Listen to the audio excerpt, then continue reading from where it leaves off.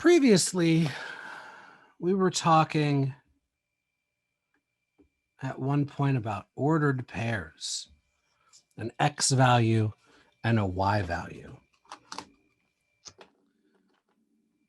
In everyday life, we encounter many things that are dependent on something else. So if you're mailing something, the cost of mailing a package would depend on the package's weight, or a test grade that you earn is dependent on your number of hours of study. In math, we express a relationship between two things as a set of ordered pairs. So if we literally have a set of ordered pairs,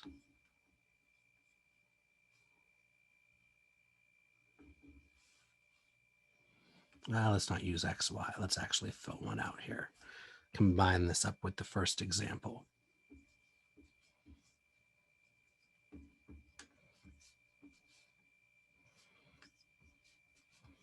Okay, just something simple like this. So this is a set containing 1, 2, 3 ordered pairs. The ordered pair 1, 2, ordered pair 3, 4, the ordered pair 5, 6. The inputs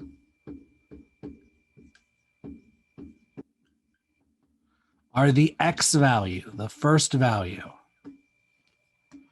And together, all of the inputs make up the domain. The outputs are our Y value, the second entry in each ordered pair. And together, the set of all the Y values makes up the range.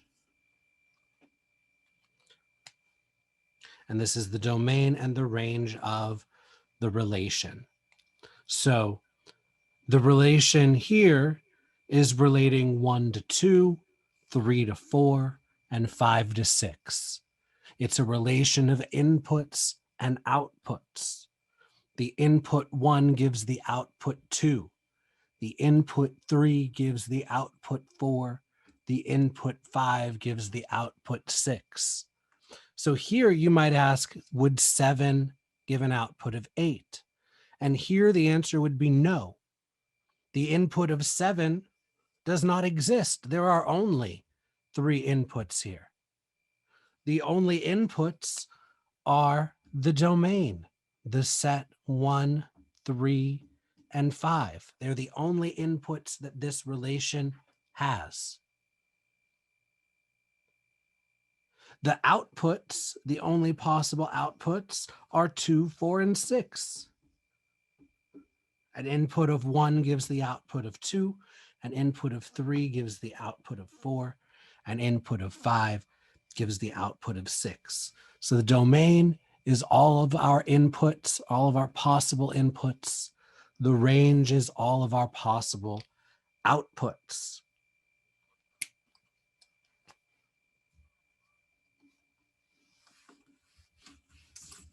So I mentioned earlier that a test score could be very dependent on hours of study. Look at this table.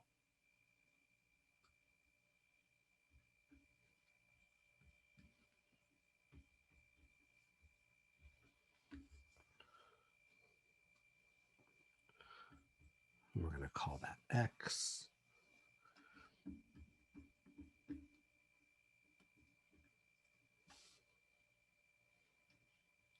Test score, we're going to call that Y.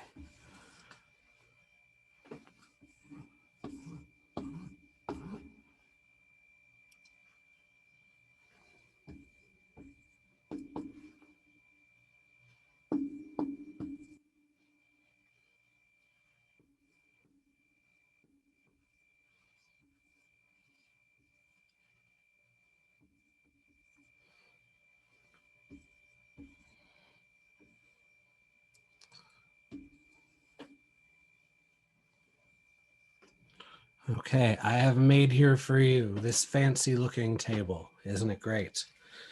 It shows for 5 imaginary students the number of hours they studied and their test score. We're calling hours of study X. We're calling the test score Y.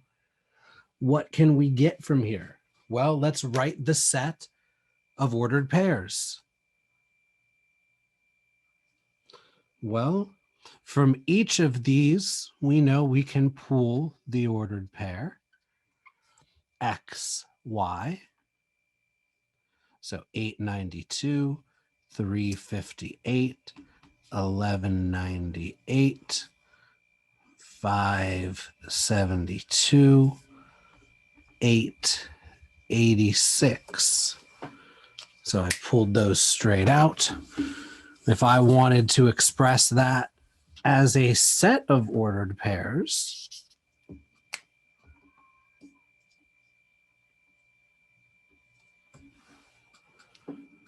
I would literally write a set containing these ordered pairs: 892, 358. Notice there's a lot of commas here because I have a comma inside the parentheses, inside the ordered pair. And I have a comma between the ordered pairs, between the elements of the set. 1198, 572, and 886.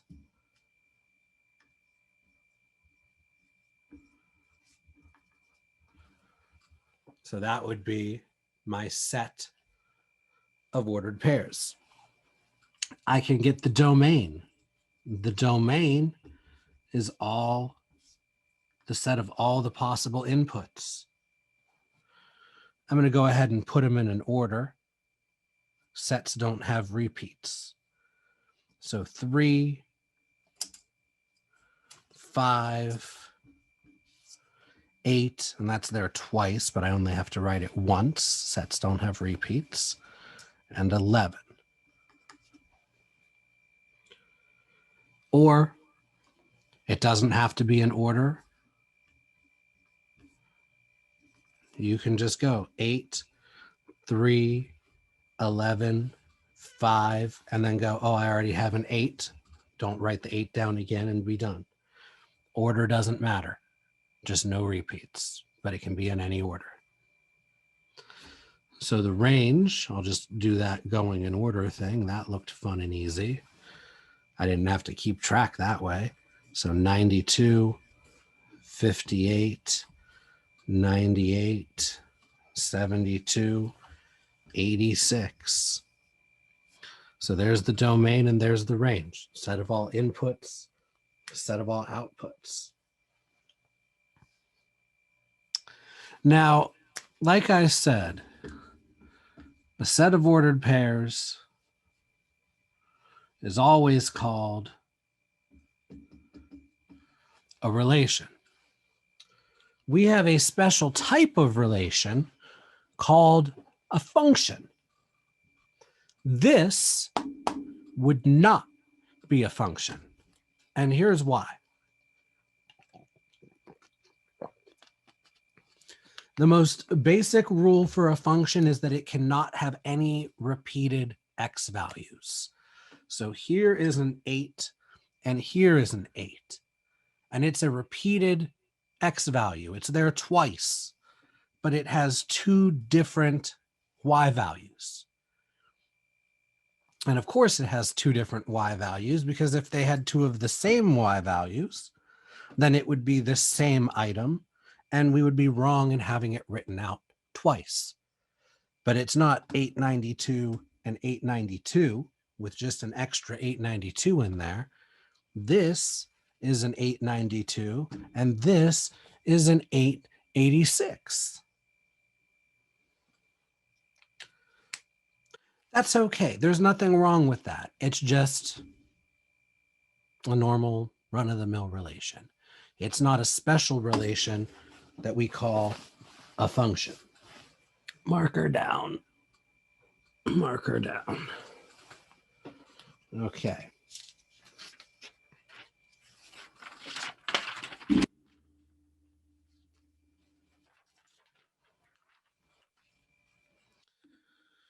So let's look at a few different relations and decide whether or not they are functions.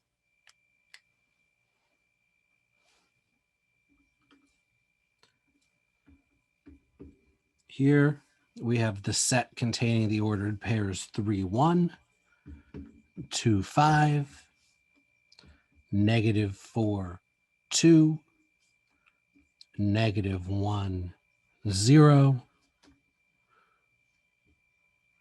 3, -4. Is this a function?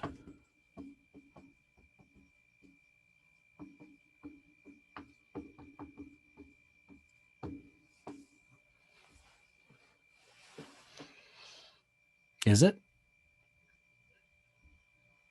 Ask yourself, do I have any repeated x values?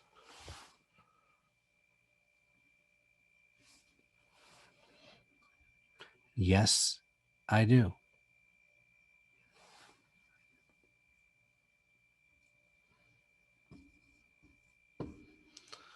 So no, it is not a function.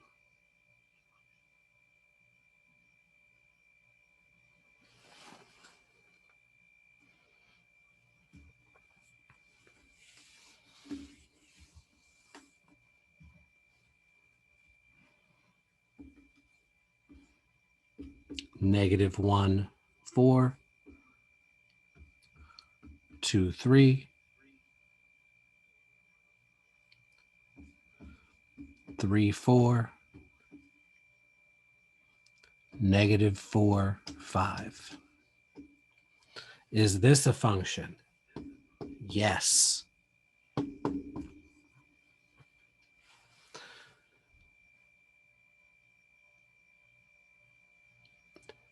You might be saying, but wait a minute. You've got 2 4s there. These 4s are y values. We're allowed to have repeated y values in a function, just x values. And our x values here are 4 different things: -1, 2, 3, and -4.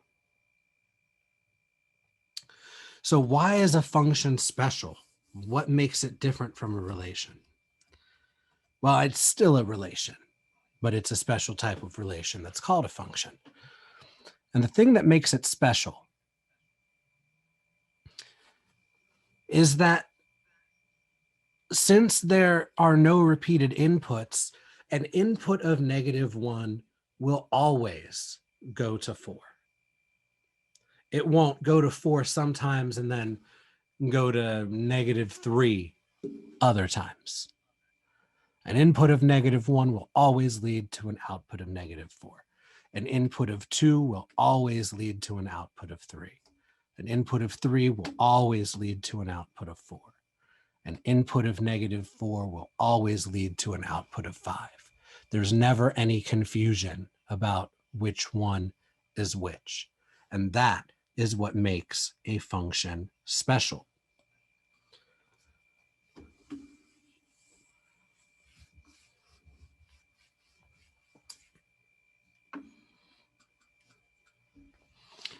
Graphically,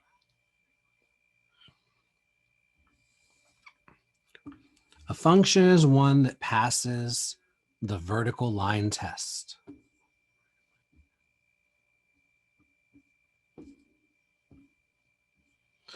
The vertical line test says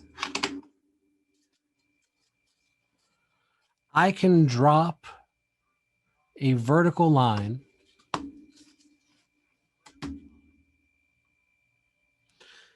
at any point in my graph, and it will only hit the graph in 1 point. So 1 point, 1 point, 1 point, 1 point, 1 point, 1 point.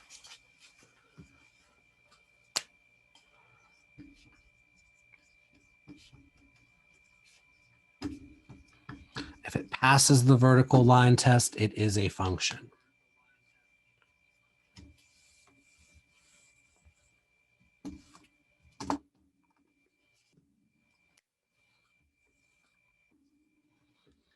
If it does not pass the vertical line test,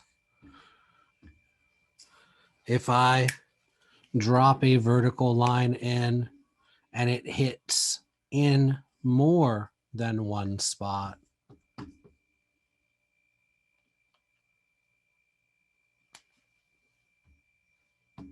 then no, it is not a function.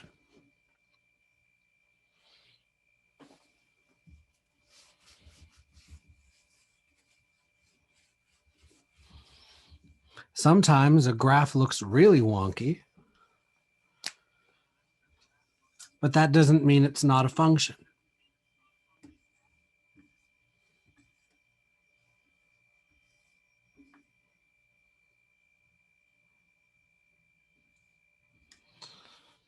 Like this, for instance.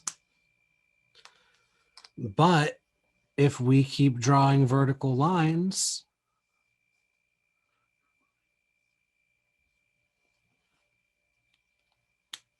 it only hits the graph in one spot. Even right here, if I draw it through there, that does not hit twice. This open circle means that that actually does not exist as a point here. The line just goes from there on. Here on this vertical line, there is only one point. It's that filled in circle there. So this one actually is a function.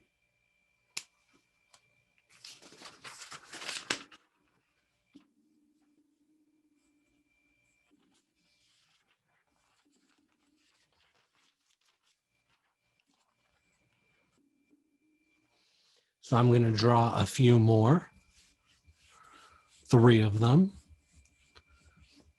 And we're going to go through and decide, is it a function or not?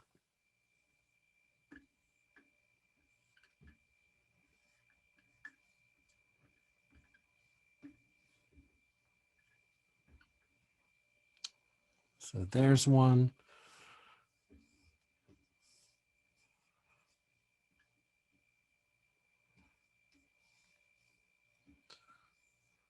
There's one.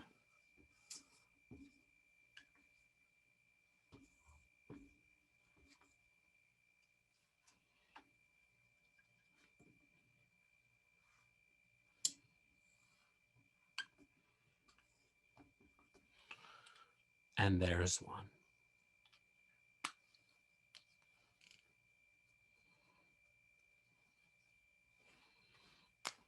These are both filled in circles, just to be clear. So only one of these 3 is a function. And it's this one. Here, anywhere we put a vertical line is only going to hit in one spot. This one down here,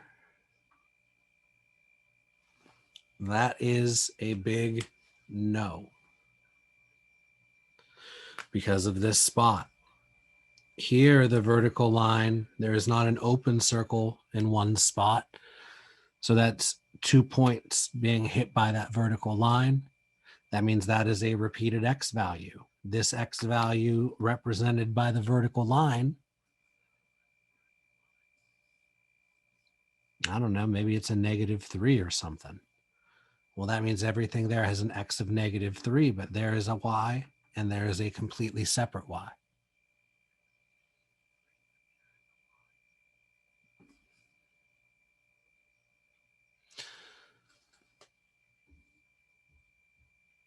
Same here, repeated X value, 2 different Y values. So no, it's not a function.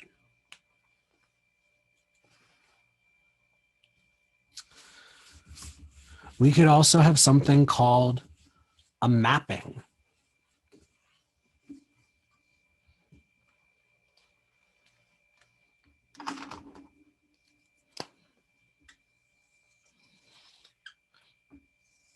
We can have circles representing our X's and our Y's. And maybe we have x's of 1, 3, and 5. Maybe we have y's of 2 and 4. If I drew it like this,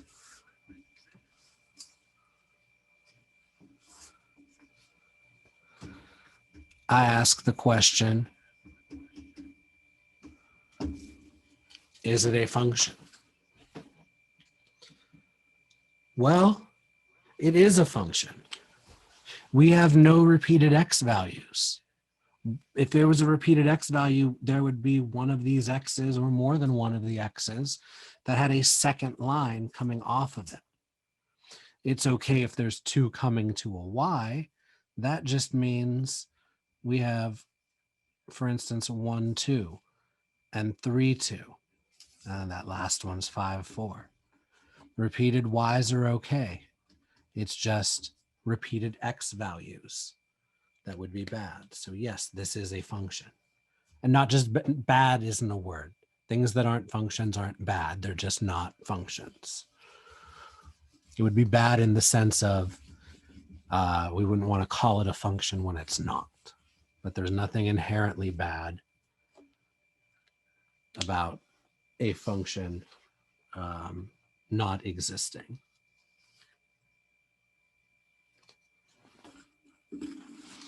Let's do another mapping.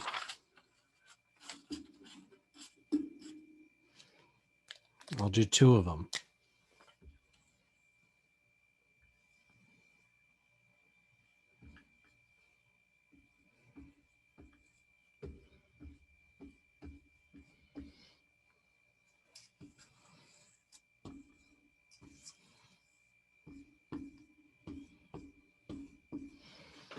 Okay, one's a function and one is not. Which one is which?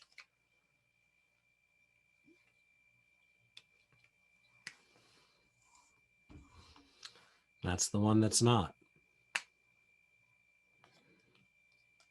Because here we would have a 3 going to a 1, but we would also have a 3 going to a 2. Not a function. But this one is. This is yes. There's no repeated x value there.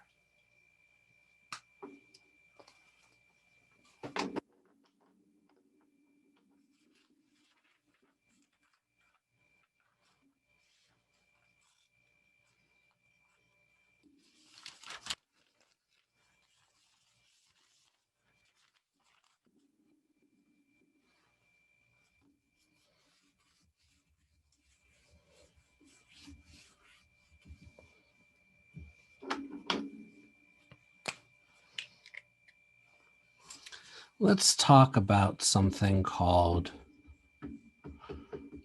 function notation.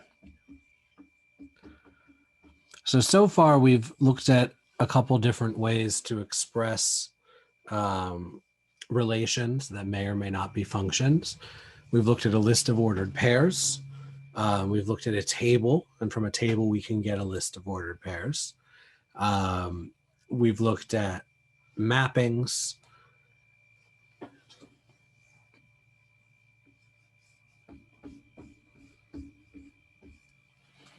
Equations can also be functions. All equations certainly are relations. They relate x with y, for instance, and that's why we can have a solution in the form xy. So what are some solutions here?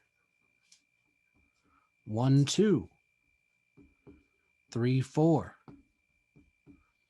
5, 6. Anytime we take an x value and we add 1, we get our y. 1 plus 1 is 2. 3 plus 1 is 4. 5 plus 1 is 6. This looks familiar. That very first set of ordered pairs we looked at today was these 3 sets, these 3 ordered pairs.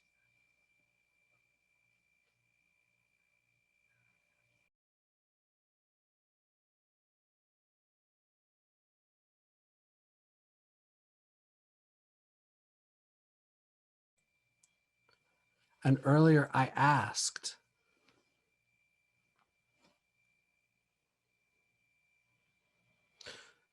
would 7, 8 be a part of the relation? And for that specific one, no, because 7, 8 wasn't listed.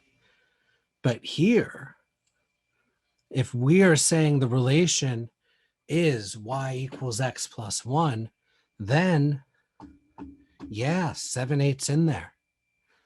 And so's 2,481, 2,482.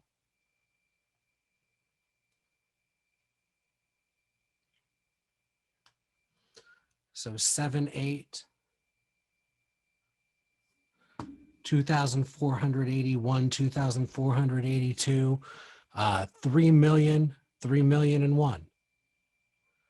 Anything with itself plus 1 .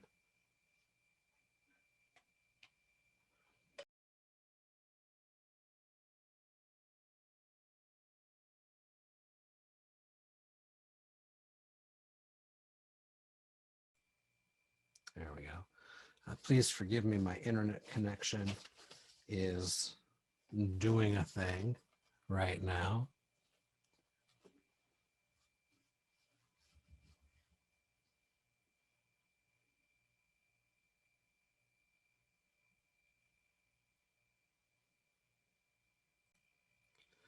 Okay, hopefully that fixes the issue with my connection, at least for the end of this lecture. So I'm not sure if any of that last bit got garbled.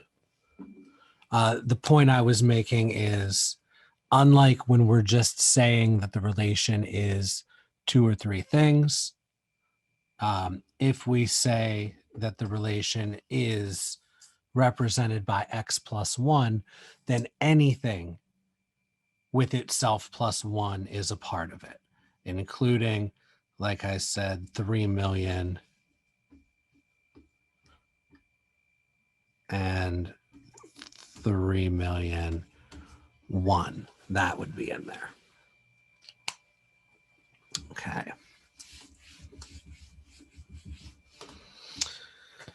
So let's take a look at determining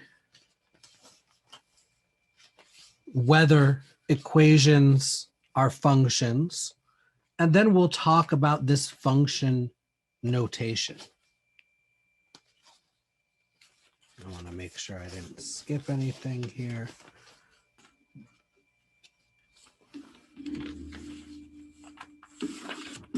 There we go. I want to take a look at this. Y squared equals x.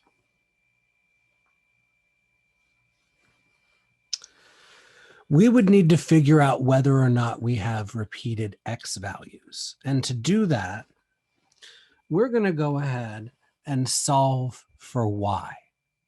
So we have y squared. That means we want to take square roots of both sides. But when we take square roots of both sides, we know square root of y squared is just y.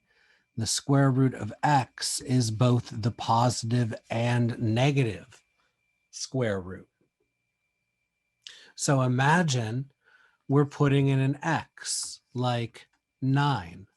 What is our y? Well, the positive square root of 9 would be positive 3, but we would have another answer. The negative square root of 9 would be negative 3. And since we would have repeated x values here, not a function. So I'm going to have my list here of nots. Y equals plus or minus square root. That's going to be not a function. And we get y equals plus or minus a square root when we have a y squared. So if we see y equals plus or minus, if we see a y squared, we know right off the bat, no, that is not a function, and that's why.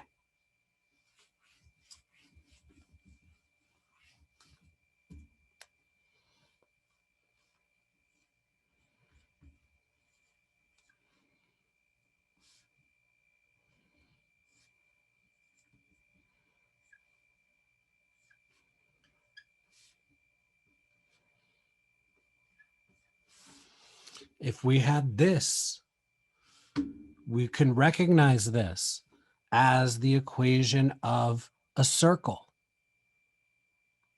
Well, circles would fail the vertical line test. So that's a no. And what's another way we could see it's a no without realizing it's a circle?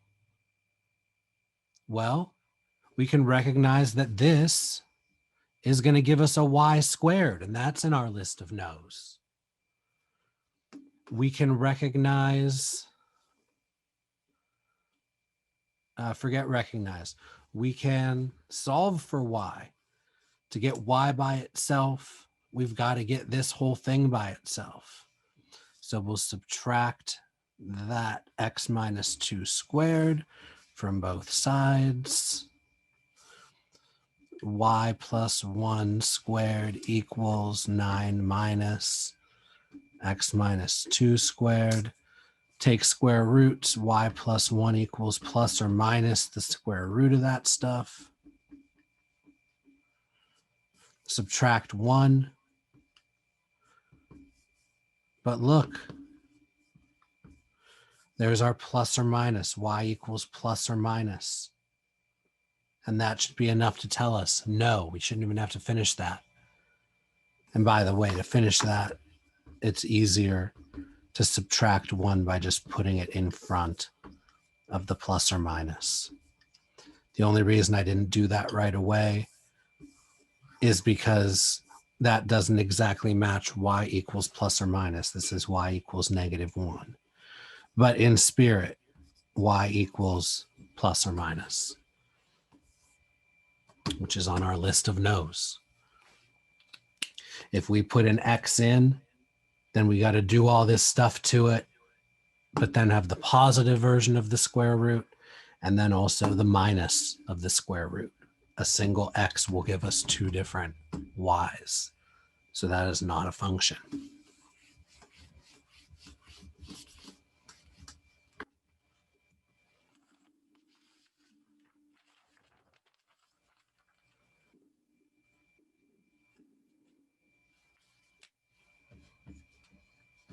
This one looks less fancy than that last one,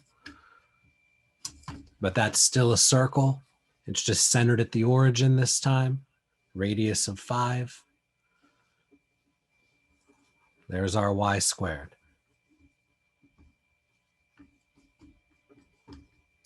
If we kept going, there's our y equals plus or minus. So reasons for no, not a function.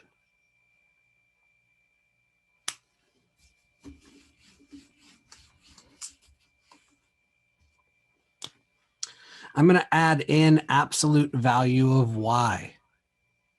Absolute value of x is okay, but absolute value of y would be an issue.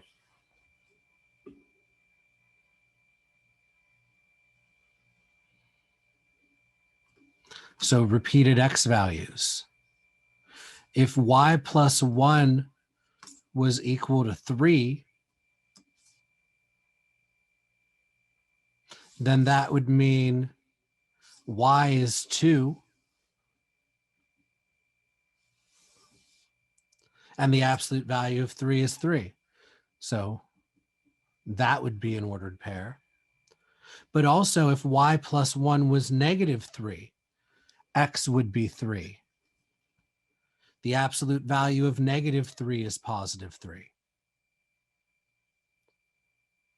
And for this to be -3, that means y would be -4.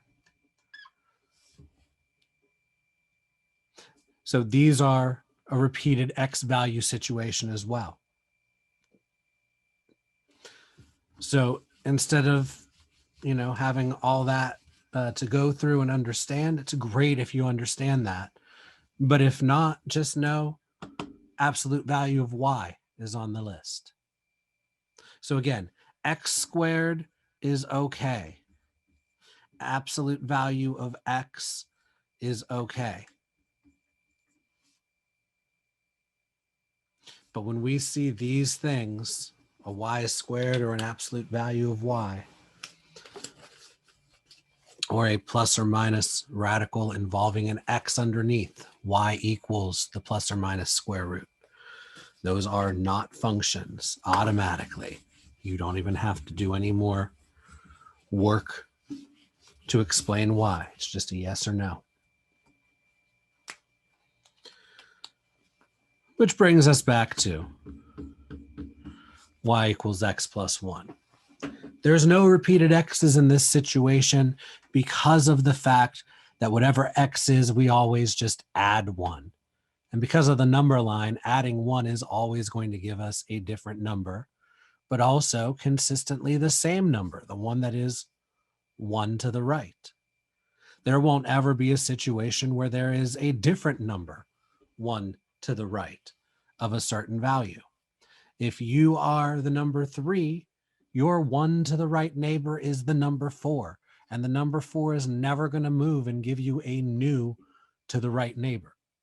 So I hope if you are number 3 that you and number 4 get along well, because you're going to be together for a long time. When we have something that is a function, we can write it in function notation. And we do that with the substitution or the information that y is the same as f of x.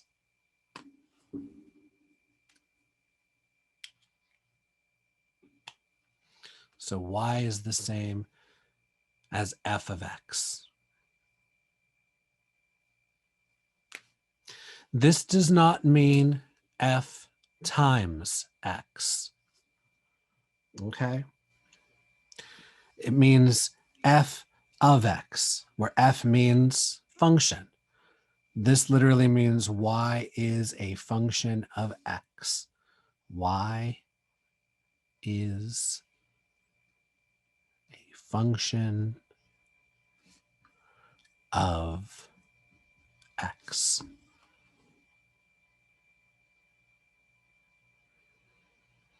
Here's how it works.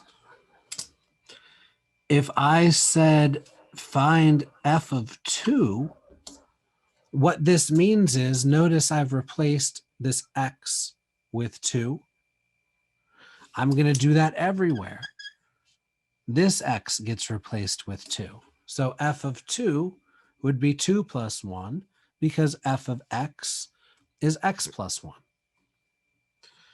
So f of 2 would be 3. This is literally saying when x is 2, y is what?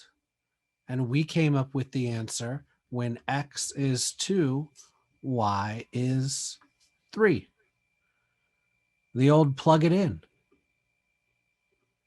If we had y equals x plus 1 and we were asked this, we would plug 2 in for x. 2 plus 1 is 3, so y is 3.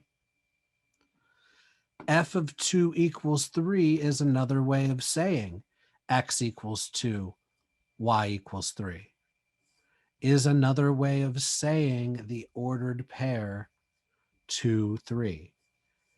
Input, output. We put in a 2, out comes 3. Where do we put the input? We put it inside of function notation.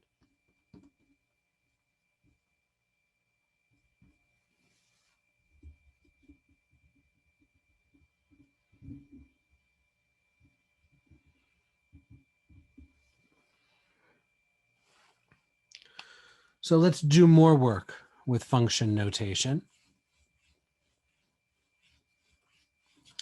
We have about a half hour left. If you need a break, make sure to take one.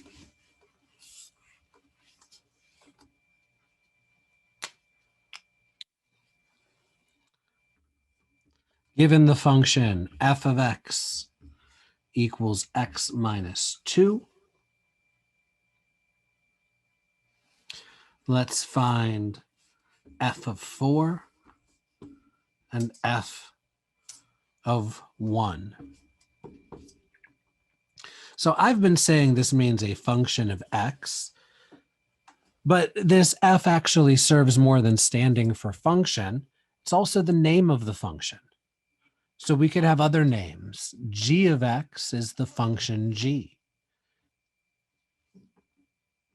H of x is the function h. Different problems will name functions different things, but they all work the same way.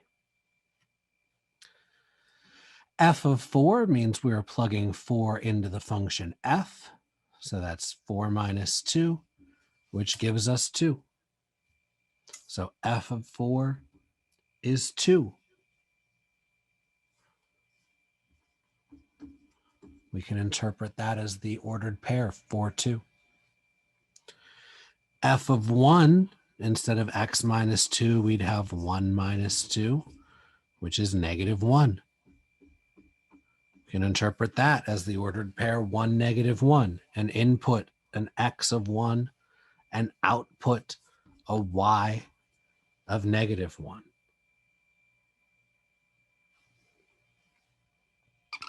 We can think of these as x, y, but we could also think of them as x, f of x, the input and the output. Let me move that over so you can see how I did parentheses at the end. X, f of x, close it for the function and then close it for the ordered pair. Input, output.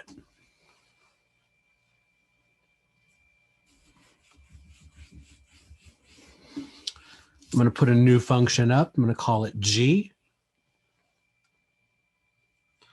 And here g of x is defined as 2x plus 1.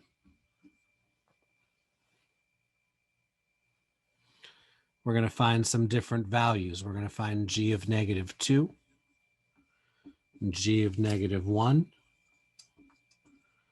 g of 0, g of 1, and why not, g of 2.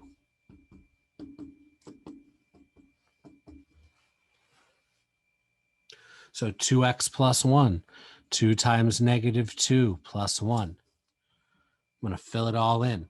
2 times negative 1 plus 1. 2 times 0 plus 1. 2 times 1 plus 1. 2 times 2 plus 1. One step at a time. 2 times negative 2 is negative 4. Plus 1 is negative 3. 2 times negative 1 is negative 2. Plus 1 is negative 1. 2 times 0 is 0. Plus 1 is 1. 2 times 1 is 2. Plus 1 is 3. 2 times 2 is 4. Plus 1 is 5.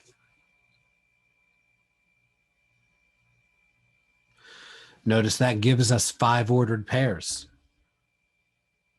Negative 2, negative 3. Negative 1, negative 1. 0, 1. 1, 3. 2, 5. And if we plotted those 5 points and drew our line through, we would have a line of the graph g of x equals 2x plus 1. We will do more with graphing points in the future.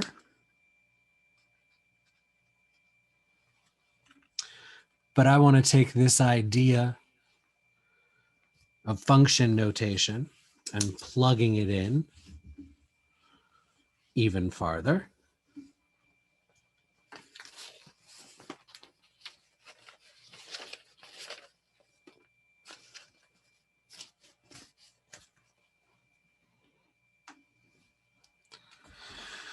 Let's say we had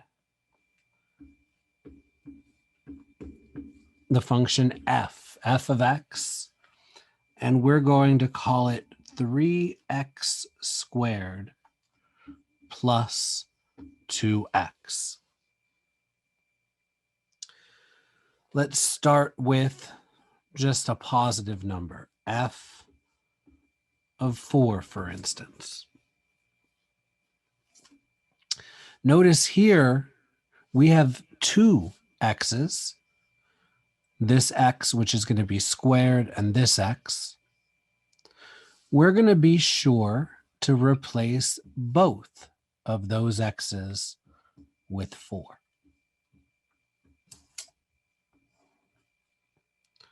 So exponents first, order of operations. 4 squared is 16. 3 times 16, that's going to be 48, plus 2 times 4 is 8. So f of 4 is going to be 56. If we put a negative number in to find, let's say f of negative 3, be careful. Be careful when you square.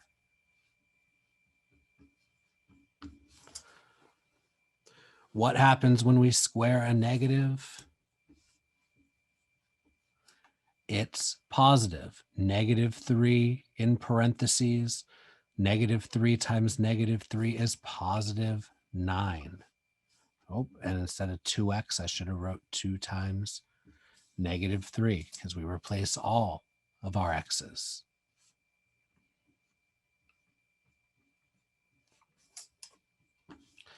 Three times 9 is 27. Positive 2 times negative 3 is negative 6. So f of negative 3 would be positive 21.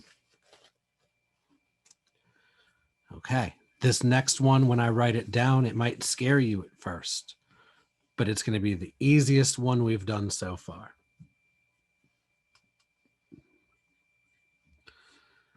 F of A. Well, when we had a number there, we would plug the number in and then simplify. And there was a lot of simplifying because there was numbers now.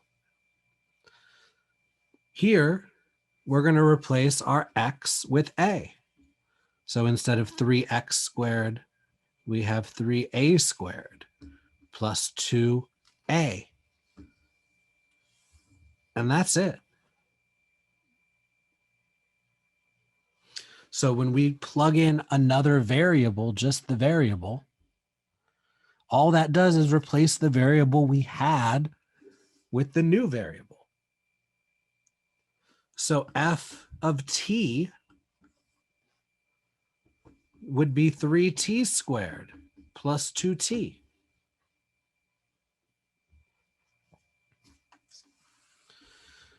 Okay, let's complicate it up a little bit.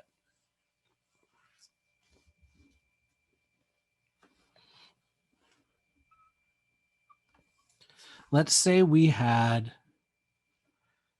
f of x plus 1.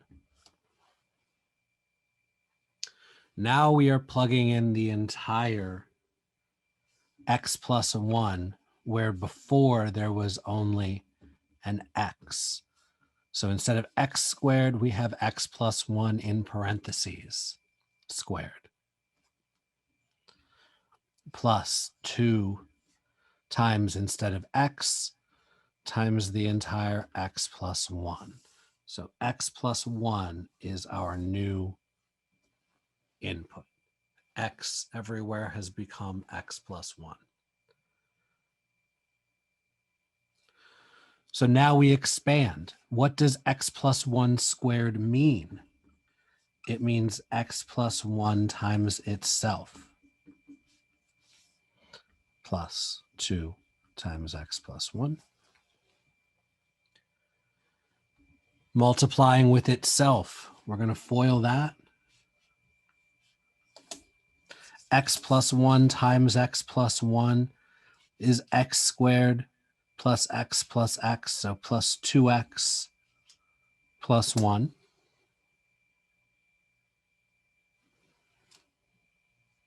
And then here, well, I'm going to do that in the next step. It's okay if you've distributed earlier because it was all you can do here to get 2x plus 2. But I'm going to do it here because then this step is all distribution. So 3x squared plus 6x plus 3 plus 2x plus 2. And then we combine like terms. We just have the 3x squared. 6x plus 2x is plus 8x. Positive 3 plus 2 gives plus 5.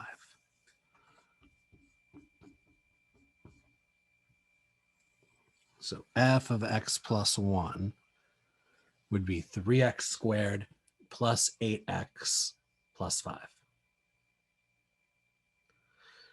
Fun, right? One more thing that we're going to do with f of x.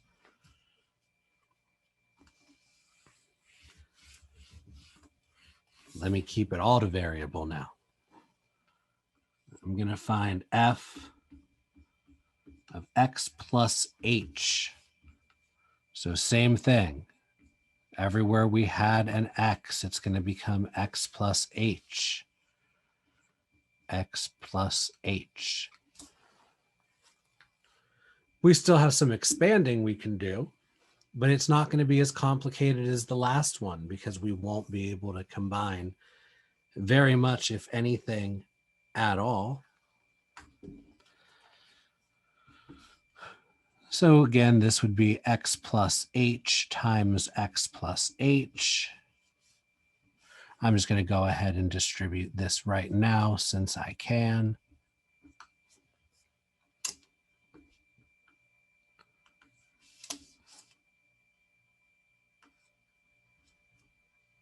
This is going to be x squared plus xh plus xh, or plus 2xh, plus h squared, plus that 2x plus that 2h. I'll go ahead and distribute here.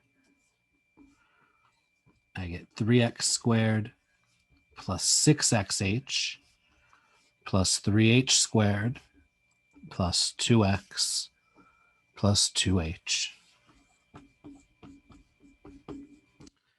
No like terms to combine. And that's all we put there.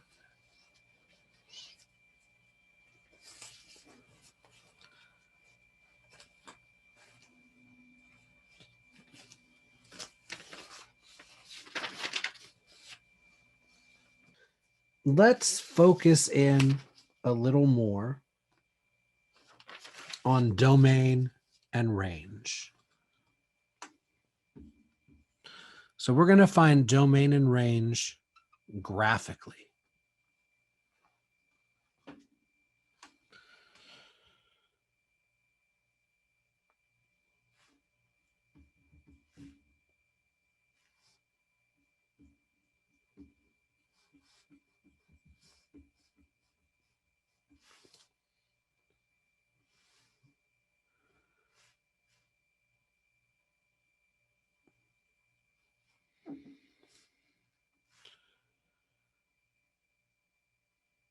So this is the point -3, -4. -1, 3.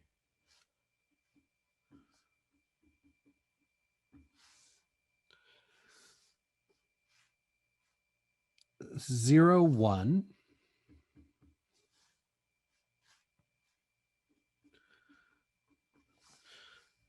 2, 4.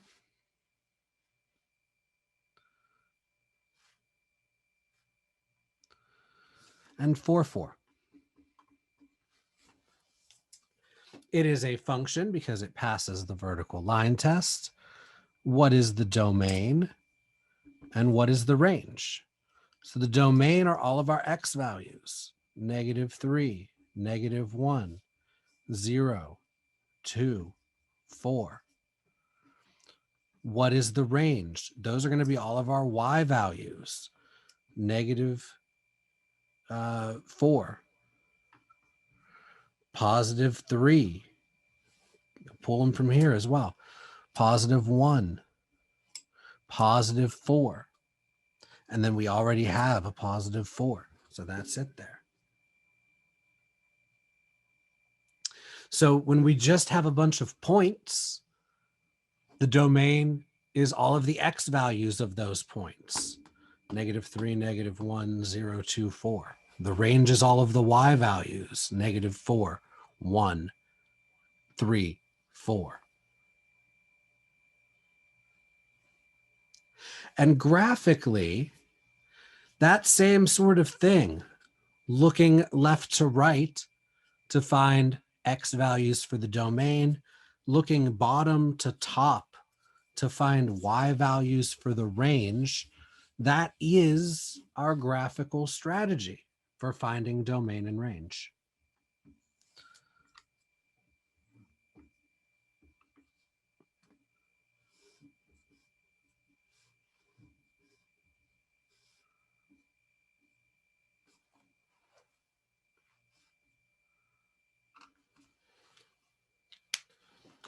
So our next graph.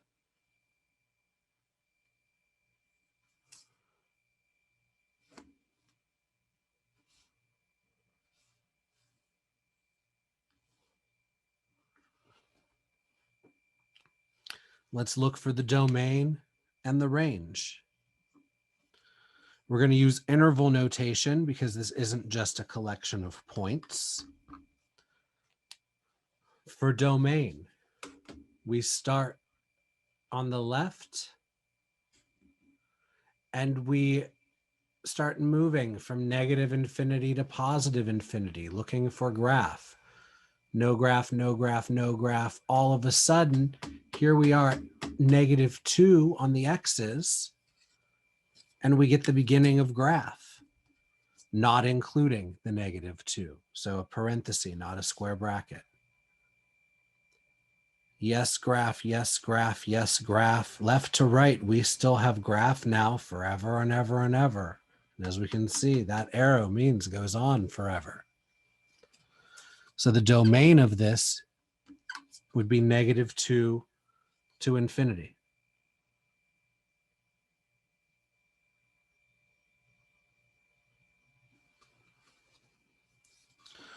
Range, we're looking bottom to top. No graph, no graph, no graph from -infinity on. All of a sudden we hit -2 again. Graph, graph, graph, graph, graph, all the way to infinity. So here the domain and range are the same. -2 to infinity on the x, -2 to infinity on the y. Let's look for one that will have some different numbers so we can make sure we're telling them apart correctly.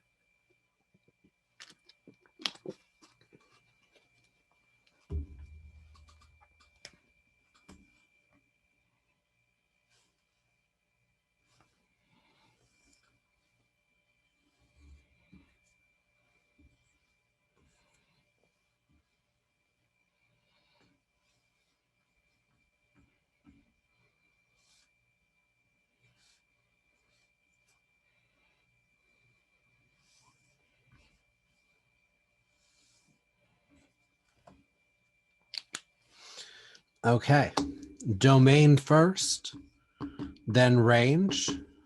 Left to right, even though I'm not touching graph right now, there is graph because this upside down parabola is going down and left forever. So down and left, somewhere way down here somewhere, this ruler does hit that graph, and we have graph everywhere, because down here it goes down and right forever. So the entire x-axis, all real numbers, negative infinity to infinity, would be the domain. Range, bottom to top. Well, these go down forever. So at negative infinity, we have graph. And we continue graph, graph, graph, graph, graph, graph, graph until we run out of graph here at this point that exists at positive 4. So that's a square bracket at positive 4. That's the domain and the range.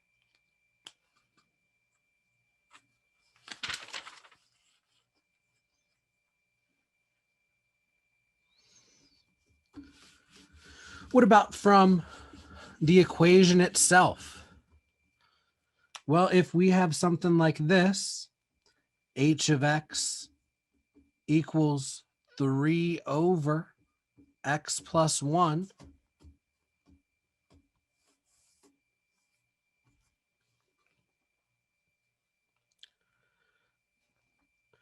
we know that a fraction can't have 0 on the bottom.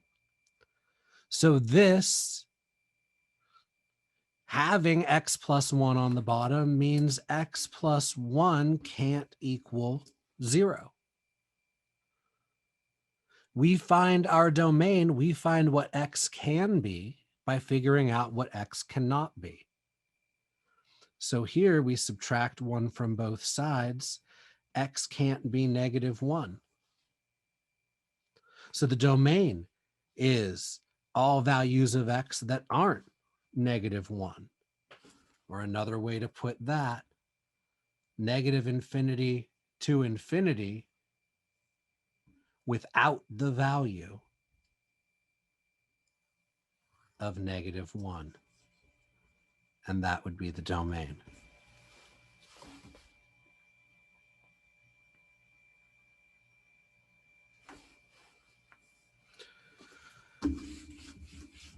Rational functions where we set the domain not equal to 0 is one thing. The other thing that we can watch out for, say we have h of t and it's a square root equals radical 2 minus t. Well, underneath a radical can't be negative. So we take what we have under the radical and we say it has to be positive or 0, greater than or equal to 0. I'm going to subtract 2 from both sides. Negative t, or the opposite of t, is greater than or equal to negative 2. And then dividing or multiplying both sides by negative 1 to change t, negative t into t, changes negative 2 into 2. Multiplying or dividing by a negative switches the absolute value. So here, the domain would be t less than 2. Negative 2, or sorry, positive 2. Negative infinity to 2, including that 2. There we go. That would be the domain. Okay.